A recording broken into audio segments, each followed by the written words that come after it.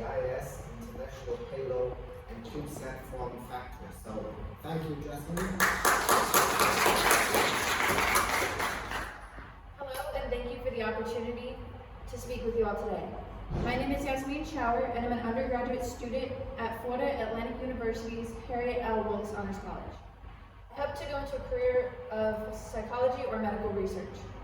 Presenting with me today is my sister Celine. Hello, my name is Celine Schauer, and I'm currently a junior in high school at Marquand Academy. I'm thinking about pursuing a career in aerospace engineering.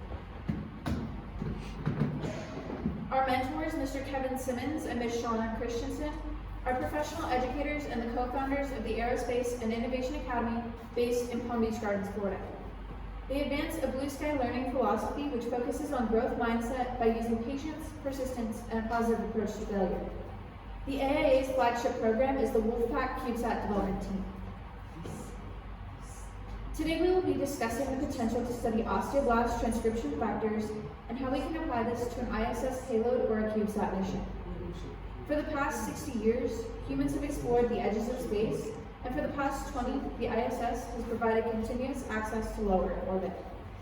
While in orbit, these 4 to 6 month expeditions with a crew size of 5 to 7 people eventually causes astronauts to undergo a process called skeletal unloading, which ends up leading to a decrease in bone mass. We believe that ISS and small sat missions may be a way to research mitigating bone loss.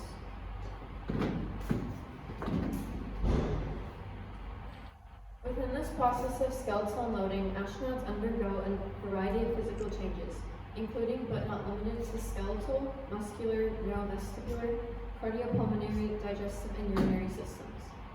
Approximately 1 to 2% of bone mineral density is lost every month through spaceflight osteopenia. Normally, at the rate at which bones form and resorb are equal, which results in no net loss of bone. However, through spaceflight osteopenia, the resorption rate becomes greater than the rate of formation. 2 of the primary growth factors that aid in formation and resorption of bones are osteoblasts and osteoclasts. Osteoblasts, osteoclasts, and osteocytes regulate the formation, breakdown, and maintenance of bones. Osteoblasts are cells that form new bone and adapt to differences in loading and weight bearing, while osteoclasts are the cells that lead to the degeneration of existing bone to initiate bone remodeling. Bone remodeling is a lifelong process which occurs when mature bone cells are resorbed, allowing for new bone to form and take its place. Osteocytes are osteoblasts and other mature bone cells encompassed within the bone matrix. The parathormone, calcitonin, and several other genes are among those that coordinate the rate of formation and the osteoclast rate of resorption. However, if there's too much of the parathormone present, it pushes the cells into overdrive, leading to skeletal unloading.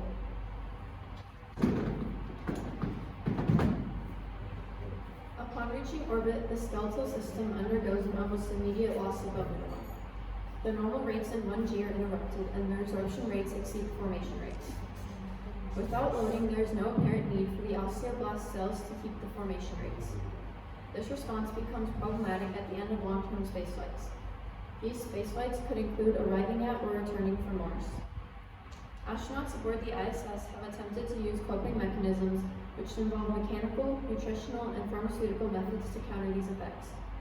The current procedures, which includes 15 hours of exercise per week, needs to be improved in order to minimize risks associated with injuries and kidney stones due to elevated blood plasma calcium levels. There are many different sizes of CubeSats that can be flown, ranging from 1U to 12U. Once a CubeSat is accepted, it is then given a mission number that pairs it with the type of rocket it will be launched on. From there, once it goes through the rigorous process of being built and eventually handed off to the launch provider, the CubeSat will either be launched and deployed directly into space, or will be sent to the ISS to be launched from there. We are members of the Aerospace and Innovation Academy's Wolfpack CubeSat Development Team. Over the past 5 years, we have submitted 12 proposals to the program and have been selected twice. Our 2 selected proposals were the WISAT-1 and the CAPSAT-1. Our proposed solution to the bone loss issue would be through our WolfSat-B. The WolfSat-B would investigate osteoblast and osteoclast transcription in microgravity to better understand the clinical measures that need to be taken. We will study transcription factors, genes, and hormones in hopes to mitigate bone loss. Osteoblasts differentiate from mesenchymal stem cells, and they secrete the matrix made up of collagen and hydroxyapatite. They form from the differentiation of osteogenic cells in the periosteum, or the outer surface of the bone. While there are many transcription factors that allow the formation of osteoblasts from chondrocytes, two of the main ones are SOX9 and RUNX2. Chondrocytes are the cells responsible for cartilage formation and are crucial for endochondral ossification, which is a part of bone development. These cells derive from the same mesenchymal cells that form osteoblasts. The many signals that regulate osteoblast differentiation are complex, as you can see in this image. However, I will briefly describe some of the main transcription factors. The SOX transcription factors are critical for chondrogenesis. In particular, SOX9 is important for stimulating the expression of matrix proteins, including collagen. RUNX2 is vital for osteogenesis and increases differentiation and movement into the cell cycle. Essentially, the SOX9 transcription factor regulates RUNX2. Other transcription factors are Ostrix, or OSX, SP7, and ATF4. These transcription factors regulate osteoblast and chondrocyte differentiation to usually keep bone resorption and formation rates equal. The bone morphogenetic protein signaling pathway, or BMP, is responsible for maintaining bone structure of the skeletal system, and any dysregularities in this pathway can result in skeletal defects, making it an important component of the bone remodeling process. As mentioned earlier, PTH and calcitonin are among the most important hormones required for the process of bone formation and resorption.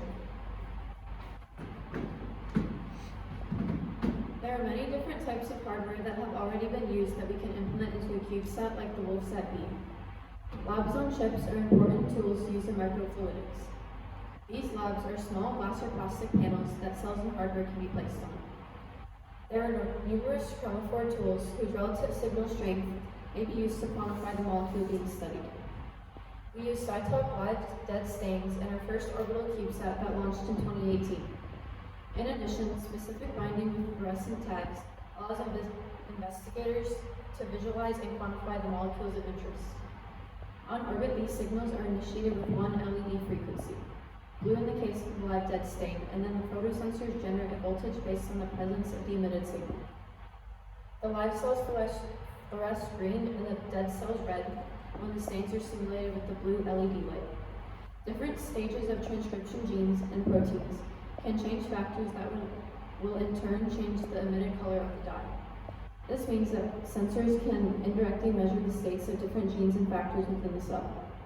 An example of such a dye is rubidium iodide, which is a fluorescent agent which stains the RNA and DNA of live and dead cells. Through this experiment, our goal is to further our understanding of the interactions between the signals that mediate bone resorption and formation rates, in hopes to mitigate bone loss during the long periods of skeletal unloading that humans will experience as we conduct long-term crewed space flight, spend extended time in orbit above the Earth or cislunar space as we establish our presence again on the Moon. We hope to propose, design, and fly the WolfSat B so we can analyze events at the cellular level in order to better develop pharmacological, mechanical, or spacecraft design solutions. We need to become an interplanetary species, and addressing and solving the bone loss problem is one of the major issues to be solved. Thank you all for your time, and a special thanks to our educators, Mr. Kevin Simmons and Mr. Sean Christensen, as well as the rest of our Wolfpack CubeSat development team for their support on this project and for their continued support on this project and on our future work. Our contact is on this slide, and we're now open to any questions.